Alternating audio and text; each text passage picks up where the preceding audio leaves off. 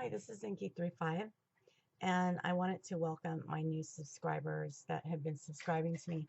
What I want to explain to my new subscribers is that my channel is about ancient history and comparative religions.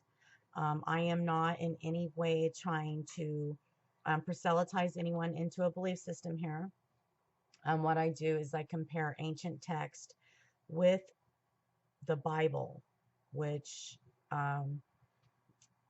has to do with um, mainly ancient Babylonian texts, Mesopotamian, and the ancient Near East. Some people get confused as to what I'm doing on my channel. So what I'm doing is I am showing comparisons of what the Bible says and what how the ancient texts actually have a lot of parallels. The Bible has a lot of parallels with these ancient texts because the Bible was actually taken from these ancient texts and the stories. So what I do is I gather information and I show how it correlates with these ancient gods of the Mesopotamian empires. And so, what some people actually get confused with is the fact that the Jews, when they came out of exile, that they implemented monotheism. Now, some people actually believe that monotheism existed back during the time of Abraham in their stories and their tales that have been written, which, no, Abraham knew that there was, if he existed, but he would know that there was more than one God because he actually came from the centers where Enlil and Ea and Nanar and Ishtar and Ninurta and Nergal and Shamash and all these gods were. Now, um, some people believe them to be fallen angels um, because of what's written in the Bible. But what fails people due to religion um, is that these gods um, are not fallen angels. And although in the Mesopotamian religions, in the ancient Near Eastern religions, they have references to demons and things like this. Now, a lot of people actually think that these gods, because they are associated with the Babylonian pantheon of gods and the Syrian and Akkadian um, pantheons, even the Hittite and Hurrians, that these gods are evil, or the main god above all of these gods is supposed to be an evil god because of their religion and the propaganda that they used against these empires to implement their gods above the other empires' gods. And that's what people need to realize, is that that's what it was all about. Now, although in the ancient Sumerian times, they were spiritual, and they when people would get sick, um, or something would befall a person like bad luck, they would associate it with a certain deity, which would be considered a demon. Like if something bad happened, then they would associate it with a certain god, even though they even termed them as demons, but they were still gods and they had functions. And so the bad things would happen because of the power of a certain god. And then the good things like healing and exorcism and life and mercy and stuff like that would happen because of these main two top main gods of the ancient Mesopotamian religion, which was Ea and Marduk, or Anki and Asaluchi.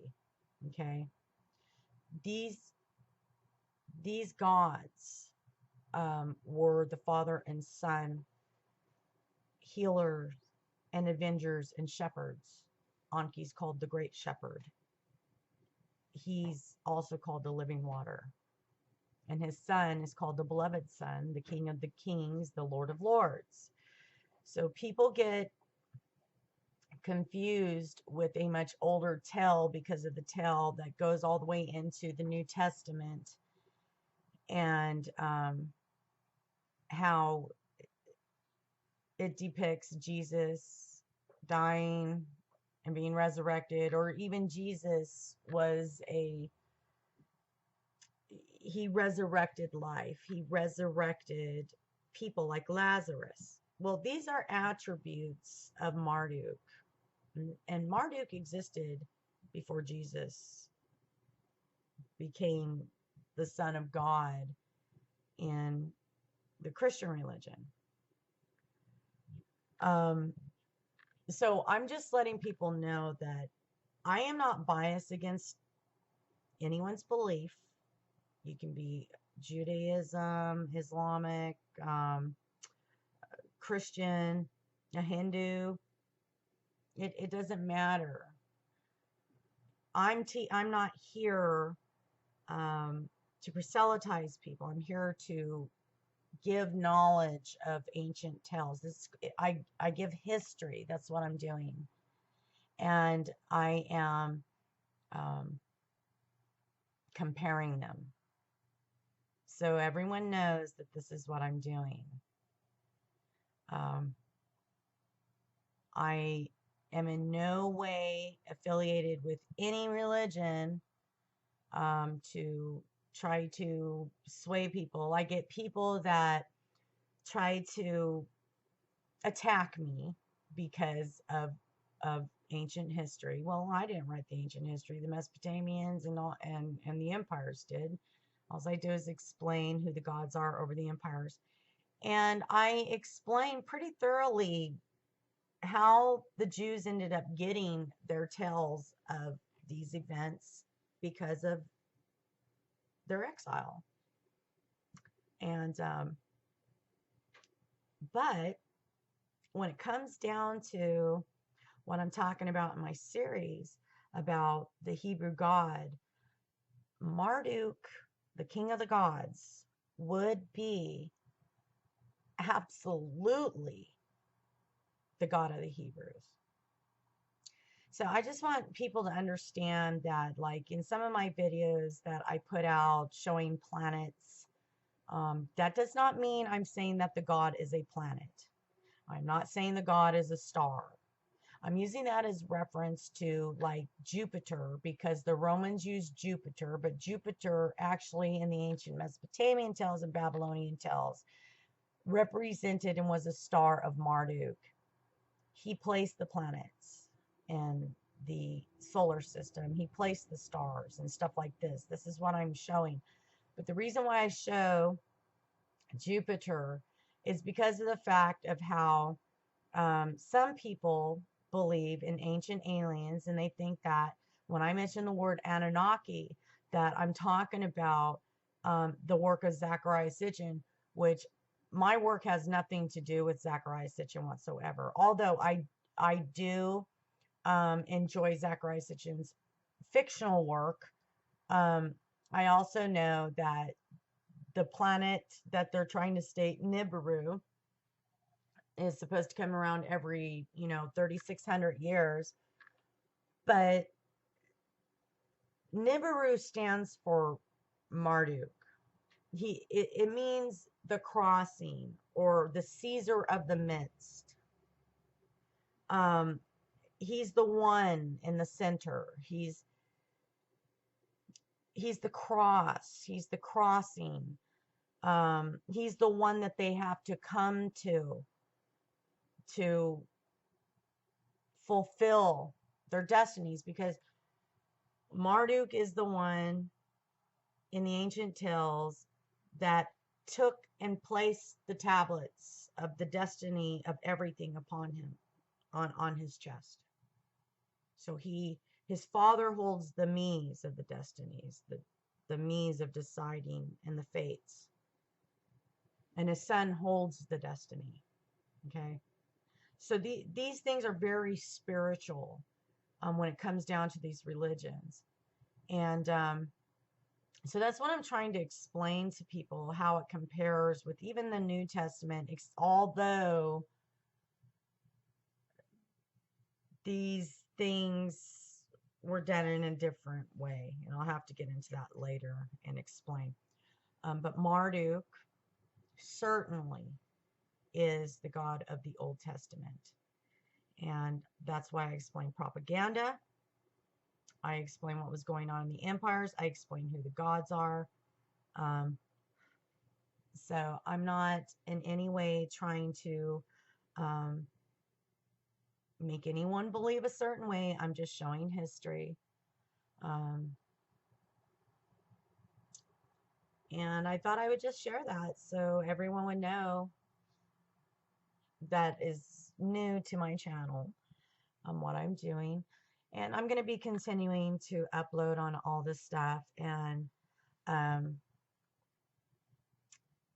showing you guys some history and how things compare.